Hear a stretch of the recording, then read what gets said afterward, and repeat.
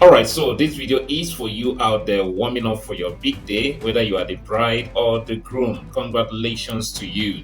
And if you are the groom's sister or the bride's sister, the groom's brother, the bride's brother, the groom's friend, the bride's friend, congratulations to you too. So do well to extend this video to them. Share this video with anyone you know that it will benefit. Of course, anyone that will be wedding soon. And in this case, we are talking about white wedding. Maybe much later we'll do another video to cover traditional wedding, right?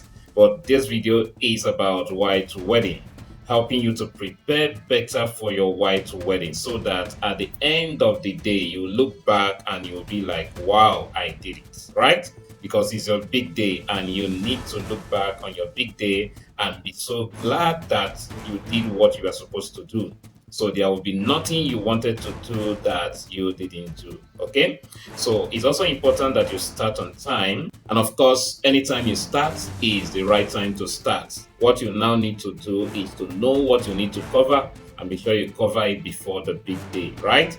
So I'll be saying a few things here, then I'll hand you over to a lady I found interesting in her list of the things you need to check to prepare better for a good wedding occasion. Okay, so there are things you need to do before the wedding, before the event. There are things you need to do during the event, during the wedding.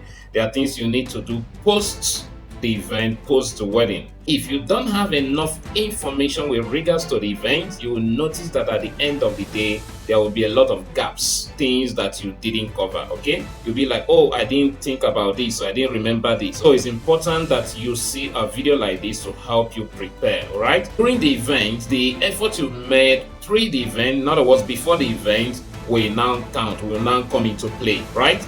Then after the event, after the wedding, what and what do you need to do? Okay, these are things you also need to know. After your event, you also need to do something like appreciation, right? You need to appreciate people who honored your event. Very, very important. Okay, I still remember what happened some 9 years ago after our wedding. You know, my wife and I, we couldn't rest until we were sure that everyone who attended our wedding had returned safely. Because it won't be nice that something bad happened to someone on their way coming or returning from your wedding.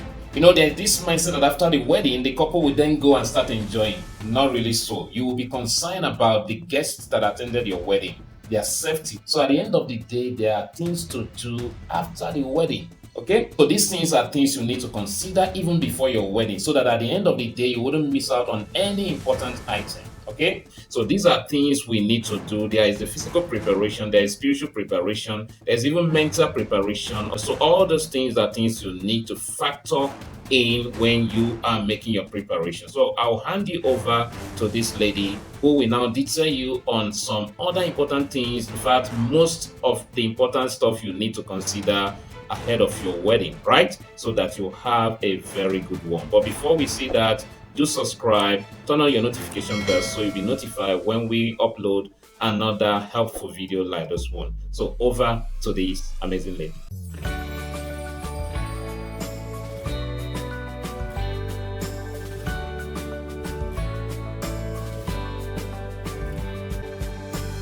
Now, to the lesson of the day. Are you a bride or groom to be, or just someone who wants to know how to plan and set their wedding budget and know all the list of items you need before your big day? I am a wedding vendor and a planner, and I've helped so many people. And in this video, I'm going to be sharing with you all the tips and tricks that I know and have learned over the years to help you make your journey easier. So if you're interested in watching this video, let's go into it. I'm going to give you a very detailed checklist that you can use to guide you through your wedding journey. First of all, let's look at this very detailed checklist, and at the end of the video, I'm going to be showing you how you can use this checklist to create the perfect wedding budget for you. Grab your pen, grab your wedding planning journal. If you don't have, you can just grab any paper, your iPad, your tablet, your laptop, whatever writing material, your phone, anything that you easily have access to, just get comfortable because this is about to get very, very detailed. When I was planning my wedding, I struggled so much with budget planning. So I knew how much I actually wanted to spend, but I didn't know exactly how I should, structure it in such a way that it will go round everything, because I didn't have a comprehensive list of everything that I actually needed. I binged on a lot of videos, articles, research, asked people, I was everywhere, and I came up with this comprehensive list that I'm about to share with you. This is a guide for the typical expenses you'll find in a Nigerian wedding. Also, I'll try to list services and also rental items that you can easily hire. Please note that this is an example of a list that you can use in your wedding, but feel free to add or subtract anything that you do not like or you would love to incorporate into your wedding. And this all depends on if you're having a low-key or a flamboyant wedding. If you're working on a tight budget, I recommend that you also watch my video where I share tips and tricks on how to plan a Nigerian wedding on a budget. I'll leave the link just right above. So the first thing on my list, in no particular order, is the bride's outfit and accessories. Now under that, you have her wedding gown. Now this can be a pre-used gown, or a new gown, or a hired gown. Now when I say pre-used, if you're working on a very, very tight budget, you can go to a friend that has already bought her wedding gown, use this, is your size, or a sister, an auntie, anybody. You can use that, which means that technically you're getting it for free or at a very minimal cost. If you have a lot of money to spend, you can also go ahead and get a new gown.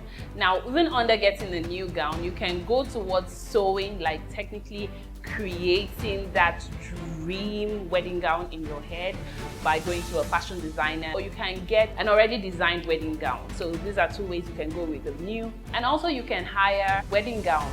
You can even hire a new wedding gown. Depending on the case, it might already have been worn by a previous bride or whatever, but these are all the range of options when it comes to your wedding gown. So next you have the bride shoes. Now you can go two ways about this. You can either get one pair and use it for the entire occasion. Some people like to get two pairs. Now you get one very stylish shoe, which might not be all that comfortable, to be honest, but looks appealing. That's the one the cameraman is going to get, video wise and everything. And you can also wear that to church and use to take your pictures. But by the time you get to your reception venue, you might want to get into something much comfortable so that you can dance, be very comfortable, have fun at your reception, because let me tell you, this wedding is only once. So make sure you're very, very, very comfortable. If your reception gown is, this very flowing, it has this flowing train and all of that, you can even wear a very fanciful slippers. Nobody's going to see it. But just make sure you're truly, truly comfortable in whatever you're wearing. The next thing is the bridal accessories. Now this depends on what you're wearing in terms of your gown. Some gowns might need a necklace, some of them might not need. So you're talking about your accessories, your earrings, your necklace, your veil. Make sure too that your wedding gown, if it's a ball gown, it has the underskirt. Which other thing? You have the gele, you have your accessories. If your reception outfit is a different color from let's say you're wearing, the traditional wedding gown is white and your reception outfit is like gold, you might want to mix with your accessories. It all depends, it's not compulsory. And also if you're doing a bridal robe, so that you can take pictures while you're doing your makeup in the hotel before you wear your gown, you also want to put that into consideration. Now the next thing is the beauty, like the bridal beauty. So what I'm talking about is your makeup, your hair, your nails, any other thing that you want to use. If you're going to be doing facials before your wedding, you also want to put that in. If you're doing anything that concerns your physical outlook, your face and all of that, your nails, all that, you want to put that into consideration. So get down the service charge for all of that. I also mentioned the bride's jewelry, but I also I think I skipped out the bride's bouquet. This is very, very important. If you need a purse so that you can put in your phone or something else like that, also put that into consideration. I think at this point you also want to maybe you can put this as a different list, but I'll just say, if you're giving your asoebi outfit, that's both your bridal train and your asoebi, you want to just put all of that in. If you're going to be selling your fabric, put that in. If you're going to be buying for free, put that in. put your gele, put your lace or ankara, whichever one you're doing, and also put your bridal train outfit in it. The next thing is the groom's suit and accessories. So just like it's very self-explanatory, you have the groom's suits, you have his accessories like his cufflinks, his belt, his tie or bow tie, suspenders if you're using that. You have his shoes, you have his pocket handkerchief, you have the flower that they usually put botiniere. I'm not sure of the pronunciation, but yeah, you have that one. Then I think you should also, if you're making a proper wedding budget, you should also put his haircut and his beard shaving if he has beard. I know that you might say, is that one a cost? It's a cost, so just put it in. Just put it in. So the next thing on our list is the wedding stationery and souvenirs. You're going to ask yourself whether you want to print wedding invitations. Now lately, a lot of people have been skipping that part because social media is so powerful. So what they do is that you just make a soft copy and send, online to people. But if you're inviting a lot of people, especially people that, it would just be improper due to our culture to just send them like an online invitation. You might make a few copies to send to those kind of people. Yes, that includes your invitation and your program. The next thing is your wedding souvenirs. I'm not really going to be going into details on whether you should be doing a lot of souvenirs or minimal souvenirs because this is just a general checklist. Yes, just write souvenirs, and depending on your budget, you're not going to decide how many souvenirs you're going to buy and what kind of souvenirs you're going to buy. This is very, very optional, but a lot of people do get special gifts for their bridesmaids or their groomsmen. If this is you and you're saying, oh my God, I'm so thankful to you guys, I want to give you guys separately, then you can also put that into your wedding budget. The second option is to make sure that after getting your souvenirs, you pack out your bridesmaid souvenirs and any other person that you really want to give. Maybe the person isn't there. You get that out and preserve it so that whether they're very busy or not, they'll always have a souvenir to go with after your wedding. So the next thing is your wedding venue and decoration. If you're having a reception, you want to put that into consideration and also put in the price of the wedding decoration. If your wedding hall is empty, you have to put in the cost of chairs and tables too. Now the next thing on our list is food and drinks. So under food and drinks, we have the wedding cake, you have small chops if you're using small chops and all of that. Now the next thing is the actual food. This is where you have to really say we're working on a budget. If your budget is vast and this is something you really want to invest in, then you can have a lot of menu and go versatile, have local, intercontinental, normal Niger food and all of that. But if not, you can work around that to make sure that it fits your budget. Also, you have your drinks.